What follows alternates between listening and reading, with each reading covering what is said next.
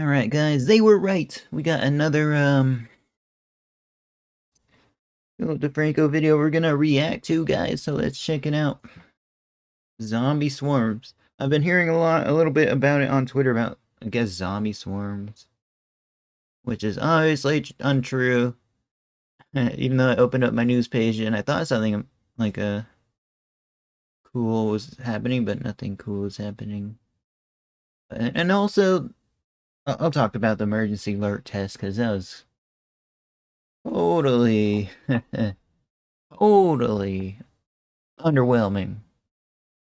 Today, we're talking about the secret government conspiracy to turn us all into zombies starting today. Creators Hassan, Piker, and ISHOWSPEED have found themselves in controversy. We break down What?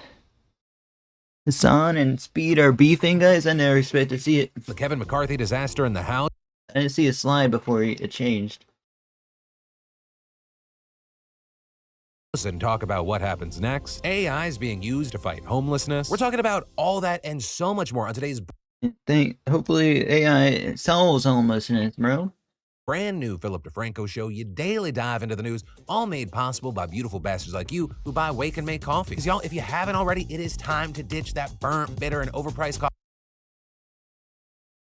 Wake and Make coffee. That you got A CBA with it.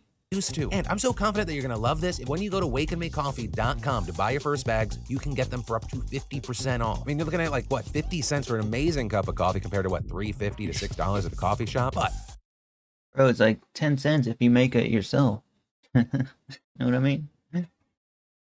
Get a giant tub of coffee, $10 or something. Not these fancy, like, mail order coffees, guys. Sorry if I sound pessimistic.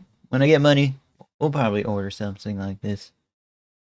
that said, we got a lot of news to talk about today, so let's just jump into it. Starting with, if you're watching this, it is probably already too late. The zombie apocalypse has begun. Because if you were near a cell phone, a TV, or a radio at around 2:20 p.m. Eastern today, you heard what they said was an emergency alert. What they said was FEMA conducting a routine test of its nationwide alert system. Something Music, he added, helps set the mood, guys. But I personally disagree, man. they justified as something they've done every few years for a long time, as it's legally required to do, with them claiming that even the part that pinged all cell phones having been tested once before and that none of this was new. But in the months leading up to today, true patriots knew what was going on, with them spreading the word on social media, and it exploded. With, for example, the Telegram channel called The Patriot Voice telling its 50,000 followers that the vaccine contains sealed pathogens including E. coli bacteria and the Marburg and Ebola viruses, all of which can be released by an 18 So BS, bro. I used to be a conspiracy theorist like this, bro. And I apologize to anybody who put up with me back then. Just gonna put it out there, bro. gigahertz 5G frequency. So people start spreading the word that the Marburg virus is going to turn people into zombies. But then you also had a spirituality influencer with 170,000 followers each on Instagram and YouTube saying the signals would activate graphene oxide or other nanoparticles put inside your body by the vaccine. Now, scientists and non-crazy people say that graphene oxide is not in the COVID vaccines, and saying even if somehow there was, it's unclear how you would act. That's usually how it goes. Bring up some random chemical and how it's gonna hurt us. Like the conspiracy theories. Oh, they're putting it in the air. They're putting it in all our food.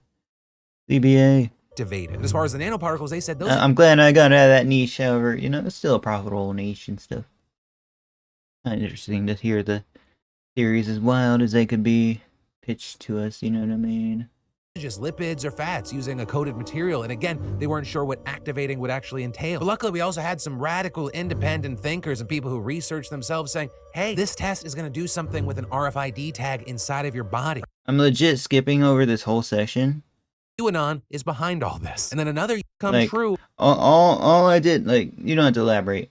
It's like, I'm uninterested, bro. I woke up in the morning, what's up?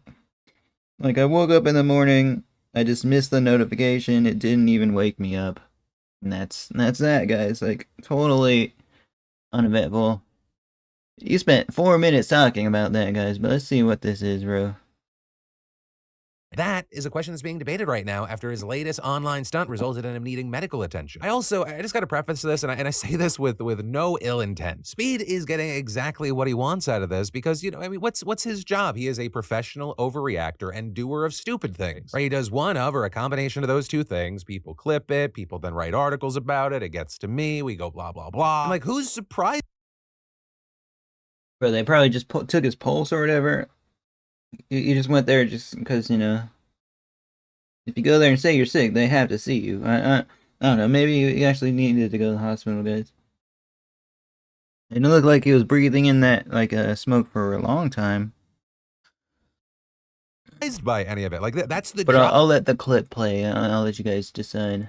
But that's the gig. I mean, he's not a victim of it. Or like he didn't apply for the job and he's just doing what the boss said. He is the CEO of Do Stupid Shit Inc. And stuff like this will only continue to happen and grow if the platforms allow it. Right? And I say all that before we get into this story, which is Speed, I guess, going, it's old news for me to set off fireworks in my room. What if I did an elephant toothpaste experiment in my room? Nothing's gonna go terribly wrong and people are gonna clip it and I'm gonna get more views. Oh no. Dang, he found out before me first, man. His team told him about it. Like I didn't even know this was a thing, bro. Was I homeless or something when all this elephant toothpaste trend was going on, guys? Oh. Because for those of you unfamiliar, the elephant toothpaste experiment is an at-home science project that makes a big foam reaction by combining hydrogen peroxide dish soap and a catalyst like yeast or potassium iodide. Now, generally,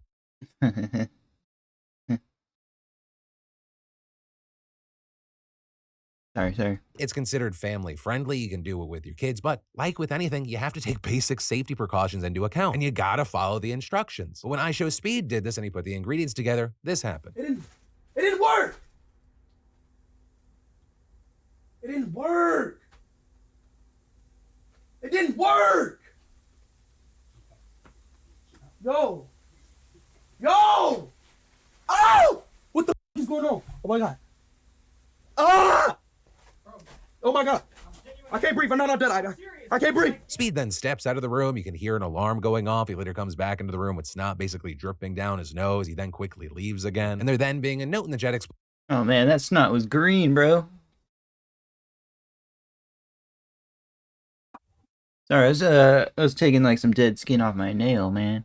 I hate it when there's dead skin just chilling on my nail. Explaining that firefighters had given him oxygen to help him breathe. But his cameraman also later posting an update saying that he was okay. And with all of this, it's worth noting that in the YouTube upload of it, they put a disclaimer warning saying, do not try this at home, and saying that it was done with medics on scene. But still, you had That's what they did when I was out of breath, bro. 'Cause I have freaking asthma, man. They put me on oxygen. I'd go to the hospital scared. And I thought they'd cure my disease, but they didn't, guys. I was like, dang, bro. Gotta be careful. tons of people shocked that it went this wrong since it's a relatively kid-friendly experiment. Right? I mean, even places like Scholastic have guides on it. But you also have others saying this must have been staged or he botched it on purpose reviews. But ultimately, it looks like most people are kind of just taking this at face value and they're just honestly, obviously, Basha, he probably did the experiment in his backyard to see if it was gonna be just. He'll be back in 2 or 3 days with his new stunts, right, guys? Probably the next 1,000,000 subs, he'll do something wild for it, which he probably is pretty close to getting. concerned. Thinking it's only a matter of time before he hurts himself or someone else because he can't. Dude's a legit contender for the #1 most sub channel. He would need to change his content a bit, though. More shorts and stuff if he wants to be the #1 most sub channel, I think. Constantly does bits like this, slamming him for not wearing protection like goggles, saying kids shouldn't be allowed to watch him. But ultimately, with this story, I gotta pass a question off to you. When you look at this content, is it something that you like? Do you think it's just kind of stupid nonsense, or do you think it's dangerous equally? And then It's funny for a few seconds, ICBA.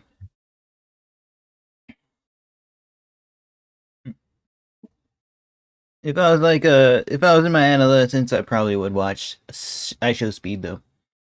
Not gonna lie. Hassan faces backlash. Hassan, the political commentator. Okay. Slash fellow reactioner. political commentator Hassan Piker has found himself some hot water. And that's because a clip's been circulating online showing him and podcaster Ethan Klein talking about Tibet. That's because Hassan was pretty clearly defending China's ongoing occupation of the region, saying, Okay, Ethan, but like, Go ahead. Tibet was literally a feudal But they're on the podcast with each other. slave And they're beefing, guys. mandate, like autonomous zone. China did them a favor. That was one. I mean, in America, when I say something like With this, this green screen, not even green screen, just like a whole freaking $1 million studio, bro. people get very upset. You know, we talk about the Dalai Lama saying "suck my tongue" or whatever, but like that's not far from the norm in normal Tibetan existence before the Communist Party came in and So took China over. unilaterally took over Tibet. Like He's defending it. I honestly don't want to get too much into politics, guys.